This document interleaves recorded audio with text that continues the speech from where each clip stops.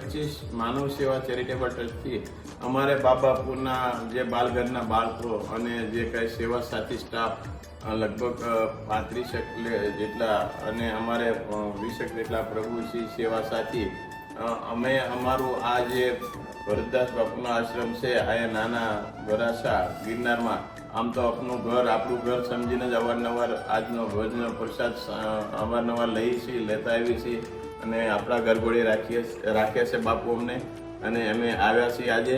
તો ખૂબ ખૂબ આનંદ થયો. ખૂબ ખૂબ ધન્યવાદ. નમસ્કાર. જય રામાપીર. રામાપીરની જય ગુરુદેવની જય.